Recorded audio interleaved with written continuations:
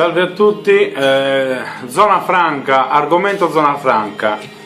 Oggi è l'11 febbraio 2013 e in TV continuiamo a vedere i politici che fanno la sfida a chi prende il cane più bello in braccio, a chi prende il bambino più bello sulle gambucce, continuiamo a vedere chi è più bello, chi è più brutto, chi ci toglierà le tasse per tutta la vita, chi ci darà addirittura dei soldi. Nel frattempo noi in Sardegna stiamo perdendo un grande treno. Questo treno si chiama Zona Franca, è l'unica salvezza che ha la nostra terra, la nostra regione può diventare, attraverso il decreto legislativo 75 del 1998, una rampa di lancio praticamente per l'economia, sicuramente non solo regionale ma anche nazionale.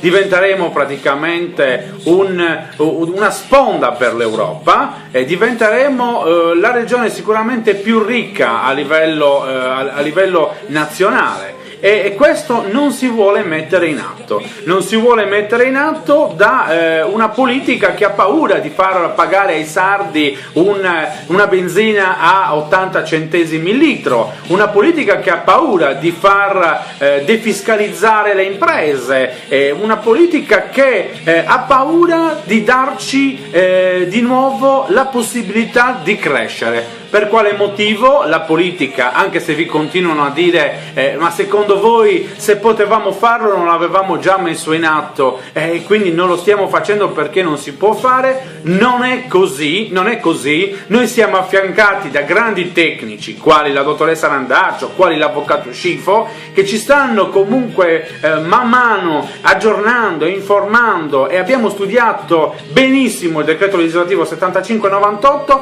La politica non ci sta dando la zona franca secondo la legge per un semplice motivo, perché col benessere, immaginate la vostra famiglia dove vostro figlio lavora, vostro marito lavora, lavorate anche voi tranquillamente, non c'è nessuno nella famiglia disoccupato, non c'è bisogno di assistenzialismo, non c'è bisogno di cassa integrazione, non c'è bisogno di disoccupazione, perché tutti quanti abbiamo un impiego, tutti quanti stiamo lavorando e quindi le famiglie diventerebbero addirittura non solo che stiano bene ma anche benestanti. Immaginate il primo politico che viene da voi e si mette a promettervi un posto di lavoro, oppure vi viene a promettere che vi restituirà dei soldi, oppure vi viene a promettere che cosa? Che cosa vi può promettere se abbiamo tutto e non abbiamo bisogno di niente? Questa è la paura della politica. La politica non vuole la zona franca a livello regionale perché il benessere andrebbe comunque sia a far perdere di potere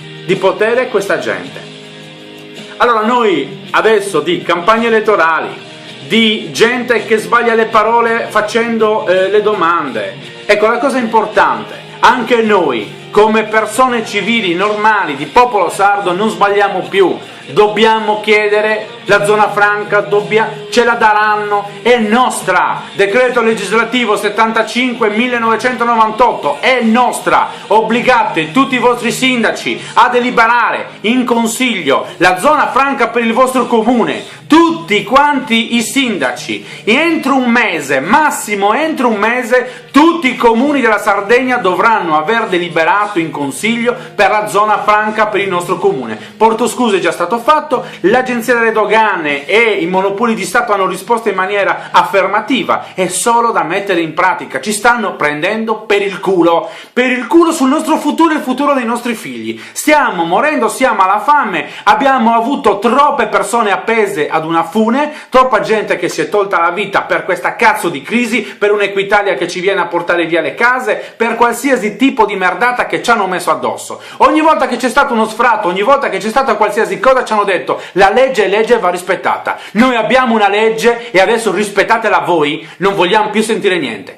Il primo politico a livello di movimento artigiani commercianti liberi Sardegna, io prometto che alla politica che si rifiuterà, che guarderà dall'altra parte e che riderà sulla zona franca o dirà che è una grande bufala, noi gli andiamo ad occupare la casa. Sotto la regione non ci andiamo più. Adesso ci siamo rotti le palle. Vi sbrigate prima delle elezioni o facciamo veramente succedere un casino che non ha precedenti. Questa volta volta non vogliamo più sentire cazzate. Vi dovete sbrigare, lavorare subito. Adesso ci siamo rotti i coglioni. Basta! Quindi, al lavoro, la legge va rispettata. Fate rispettare la legge per il popolo sardo e fateci guardare un attimino allo specchio con un po' di dignità. Adesso basta. Applicate il decreto legislativo 75 1998 o siamo disposti a tutto.